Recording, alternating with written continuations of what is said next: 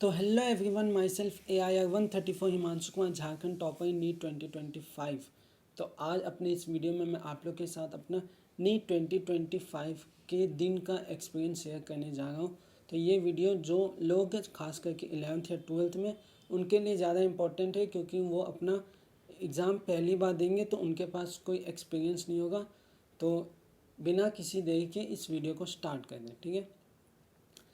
तो सबसे पहले आपको नीट के पहले अच्छी नींद लेके ही एग्ज़ाम देने जाना है। तो मैं आराम से सुबह 8 साढ़े 8 बजे के आसपास उठ गया था, क्योंकि मैं हॉस्टल में रहता था, इसीलिए मैंने अपने पेरेंट्स को साथ में बुला लिया था।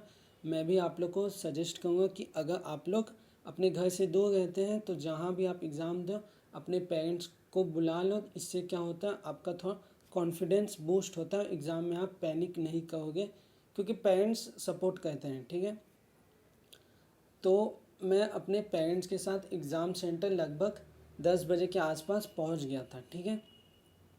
उसके साथ मेरे साथ एक छोटा सा इंसिडेंट हुआ एग्ज़ाम में कि मेरे जिस कॉलेज में सेंटर पड़ा था, उस कॉलेज में दो दो सेंटर थे, एक ही कॉलेज में दो सेंटर था। तो मैं अपना एडमिट कार्ड लेके पहले सेंटर ए में चला गया, बट मेरा जो सेंटर था वो बी में था। अब थोड़ी देर 10-15 मिनट लाइन में खड़ा हुआ, फिर जब वो अपना टैब से फ़ोटो क्लिक कर रहे थे तो मेरा शो ही नहीं कर रहा था कि no candidates registered with this ID, ठीक है। तो थोड़ा सा मैं डर गया, बट उन्होंने तुरंत, जो वहाँ पे थे, उन्होंने तुरंत बताया कि आपका ये सेंटर नहीं है, ये दूसरा सेंटर है, आपका सेंटर भी है। तो थोड़ा माइंड को रिलैक्स रखा कि नहीं, एग्ज़ाम के दिन पैनिक नहीं करना है, कुछ भी हो जाए आपको फोकस्ड रहना है, इधर उधर में ज़्यादा मतलब टाइम वेस्ट नहीं करना है। और किसी से आप एग्ज़ाम के दिन उतना बात मत कीजिएगा, केवल आपको फोकस करना है अपने ऊपर कि आप अपना माइंड कितना से शांत रख सकें। इसके बाद मैं सेंटर बी में चला गया, तो वहाँ पे तब तक बहुत लंबी लाइन में लग चुकी थी। तो लगभग आधा घंटा से 40 मिनट मैं धूप में लाइन में खड़ा रहा, ठीक है। बहुत धूप भी थी उस दिन। तो ये सब के लिए भी आपको थोड़ा प्रिपेयर होना पड़ेगा कि आपको धूप से उतना दिक्कत नहीं होना चाहिए, क्योंकि बहुत धूप थी उस दिन और आधा घंटा आपको लाइन में लगना था। बहुत लोग तो एक एक घंटा लाइन में लगे गए, बट मैं जल्दी गया था, इसीलिए आधा घंटा में मेरा काम हो गया और लगभग 12 बजे के आसपास मैं अपने सेंटर में जाके क्लासरूम में बैठ गया था, ठीक है। उसके बाद फिर वहाँ ज़्यादा नहीं, 6-7 बच्चे ही पहुँचे थे। फिर धीरे धीरे बच्चे आने लगे, बट आपको अपने पे ध्यान देना, किसी और पे फोकस नहीं करना है, केवल अपना माइंड को फोकस करके मैंने हेड डाउन कर लिया या खिड़की के बाहर लगातार देखा था और माइंड को एकदम फोकस रखना था, ठीक है। फिर ऐसे ऐसे टाइम बीता धीरे धीरे। फिर लगभग एक बार एग्ज़ाम के आधा घंटा पहले वॉशरूम चल गया, ताकि एग्ज़ाम में कोई मतलब दिक्कत ना हो। तो होना क्या था कि 1:45 में हमें सील पेपर मिल जानी चाहिए, जिसमें OMR क्वेश्चन पेपर रहता है। बट सेंटर में नए टीचर्स थे और सरकारी स्कूल में भी इस बार सेंटर सारे पढ़े थे, इसके कारण 10 मिनट डिले हो गया। बट इस सिचुएशन के लिए भी तैयार रहना है आपको कि एग्ज़ाम में थोड़ा 5-10 मिनट डिले होगा ही, तो उसमें पैनिक नहीं करना है। तो 1:55 में वो सील पैक मिल गया, ठीक है।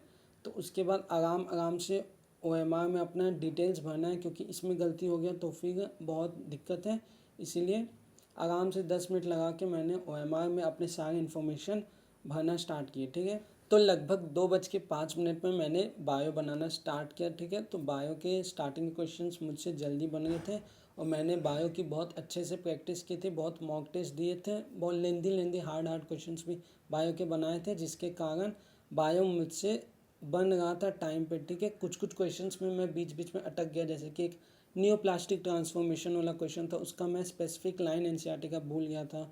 फिर पेडिग्री वाला क्वेश्चंस बनाने में टाइम लगा, और भी बहुत, जैसे कि एक टेप्टम वाला सवाल था, उसमें थोड़ा कन्फ्यूजन था। एंडोप्लाज्मिक रेटिकुलम एसेशन रीजन में A और B के बीच में कन्फ्यूजन था। तो अगर आपको ये जानना है कि मैंने हर एक क्वेश्चन को कैसे अप्रोच किया, तो इस पर मैं ऑलरेडी वीडियो बना चुका हूँ। तो आप मेरे चैनल में जाके वीडियो देख सकते हैं, या फिर डिस्क्रिप्शन में मैं लिंक डाल दूँगा, वहाँ से आप वो वीडियोस देख सकते हैं, ठीक है।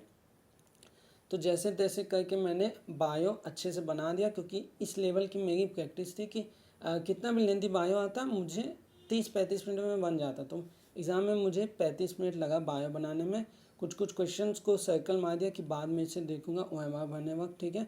बाकी मार्क्स सारे क्वेश्चंस को कर दिया था। एक सूडो सिलोमेट वाला क्वेश्चन छोड़ के रखा था क्योंकि वो नहीं समझ आ रहा था, तो सोचा कि लास्ट में बनाऊंगा, ठीक है। उसके बाद लगभग 2:40 में वापस इन्विजिलेटर आया, ठीक है।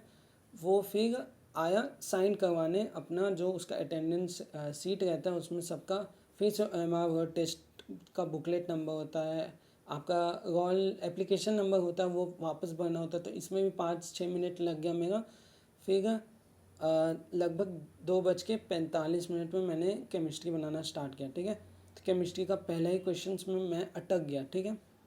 वो क्वेश्चन मैंने बनाया हुआ था, जेई मेंस में आया हुआ क्वेश्चन है, इसीलिए मुझे था कि बन जाएगा, बट क्योंकि थोड़ा जल्दी था मुझे, इसीलिए नहीं बन गया था क्वेश्चन। 2-3 बार बनाया, नहीं बना, बट मैंने फिर अपने आप को थोड़ा काम रखा कि नहीं बन जाएगा, फिर आराम से धीरे धीरे क्वेश्चन बनाया तो मुझसे बन गया। उसके बाद केमिस्ट्री के भी क्वेश्चन बन गए कि थे, क्योंकि मैंने जेई मेंस के PYQ सारे बनाए हुए थे और मैक्सिमम बहुत सारे क्वेश्चन तो सेम ही उसी के थे।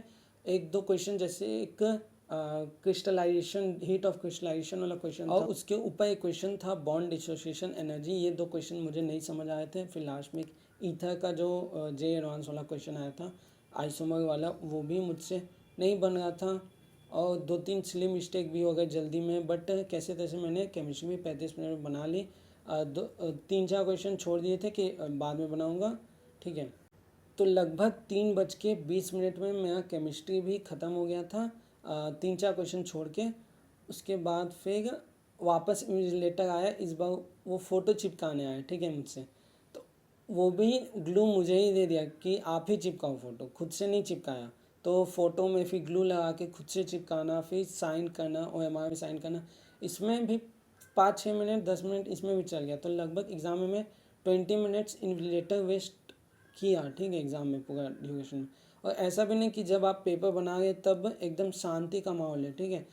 इन्विजिलेटर जो बाकी स्टूडेंट के साइन ले गए हैं या अटेंडेंस शीट में साइन करवा गए हैं, वो उसमें बहुत शोर कर रहे थे, तो माइंड मतलब पूरा 100% एक्यूरेसी के साथ नहीं काम करता, क्योंकि आसपास पूरा शोर हो रहा था धीरे धीरे, तो वो डिस्टर्ब भी कर रहा था और फिर बाहर की भी आवाज़ें आती हैं। तो आपको ये सब का ध्यान रखना है अपने प्रिपरेशन में कि मॉक टेस्ट ऐसा नहीं कि पूरा शांत में दो, कि आपका माइंड जो है पूरा शांत में ही काम करे। आपको ये मेक श्योर करना है कि आप हल्ला में भी मॉक टेस्ट दो और अच्छा परफॉर्म कर सको। तो मैंने ये सब ध्यान रखा था मॉक टेस्ट में, तो उतना दिक्कत नहीं हुआ, बट दिक्कत तो हो रहा था क्योंकि बार बार इन्विजिलेटर डिस्टर्ब करे थे। बट मेरा एक लक फैक्टर था कि जब मेरा एक सब्जेक्ट ख़त्म हो गया था तभी आके इन्विजिलेटर आ रहा था, वो टाइमिंग तो सेम बैठ गया, नहीं तो सब्जेक्ट के बीच में इन्विजिलेटर आता तो वो जो सब्जेक्ट का मेरा रिदम था वो टूट जाता, बट ऐसा नहीं हुआ। तो ये थोड़ा सा लक था। फिर इसके बाद मैंने लगभग 3:25 के आसपास में फ़िज़िक्स बनाना स्टार्ट किया, ठीक है। अब फिज़िक्स का पहला ही क्वेश्चन था व्हीटस्टोन ब्रिज वाला, देख के आसान क्वेश्चन लगा था, बट उसका डायग्राम थोड़ा ट्विस्ट किया हुआ था, तो 1-2 बार में नहीं बन रहा था। फिर मैंने उससे काम डाउन करके आराम से सर्किट उसका सिंप्लीफाई करके बनाया तो बन गया। उसके बाद जो क्वेश्चन थे वो सब लेंदी क्वेश्चन थे, बट मुझसे बन गए थे। तो हुआ 15-20 क्वेश्चन मैंने बनाए, सारे बन गए, बट टाइम लगा था 1 डेढ़ 2 मिनट हर क्वेश्चन में। तो लगभग 35 मिनट हो गए थे। मैंने फिज़िक्स की 20 क्वेश्चन बनाया था और आगे के कुछ क्वेश्चंस में अटक रहा था, तो मैंने डिसाइड किया कि अब लास्ट यानी क्वेश्चन नंबर 45 से बनाना स्टार्ट करूँ। क्योंकि मैं टेस्ट में भी ऐसा करता था कि मान लो स्टार्टिंग क्वेश्चंस कुछ नहीं बन गए तो पीछे से शिफ्ट करके नए रिदम के साथ टेस्ट देता था। तो ये मैंने नीट में भी फॉलो किया। लास्ट क्वेश्चन ये जो होल वाला क्वेश्चन था रोटेशन का, उसका भी लेंदी प्रोसेस था बहुत, उसका आंसर भी मुझे याद है 7/57। बट वो आराम से काम रखे कि टाइम का परवाह भी नहीं करना है, आराम से बनाओ, नहीं तो अगर आप पैनिक में बनाओगे तो जल्दी भी बनाओगे, सिली मिस्टेक भी होगा। इसलिए हर क्वेश्चन को आराम से बनाओ।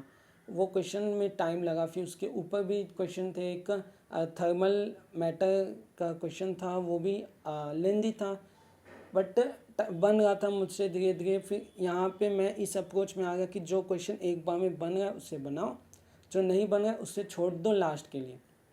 तो इसके साथ मैंने बनाना स्टार्ट किया और फिर बनाते बनाते मेरा लगभग पेपर बन गया और 12 13 क्वेश्चन थे जो नहीं बने थे फिज़िक्स के, और फिर वापस 1-2 अटैम्प्ट करके टिक मार दिया, ठीक है। उसके बाद फिर मैंने घड़ी देखा तो बस आधा घंटा समय बचा था, तो मैंने डिसाइड किया कि जितना पेपर हुआ ठीक है। मतलब मेरे मन में था कि अब कुछ मार्क्स नहीं मन में सोचना है कि इतना मार्क्स आना चाहिए, मेरे मन में था जितना मुझसे हो पाए उतना करना है। कोई भी क्वेश्चन बाद में रिग्रेट नहीं होना चाहिए कि एग्ज़ाम में ये कर लेता वो कर लेता, नहीं था कि कोई मन में रैंक सोच के नहीं, कि बस सिलेक्शन लेना है किसी तरह फिर हो जाए, ठीक है।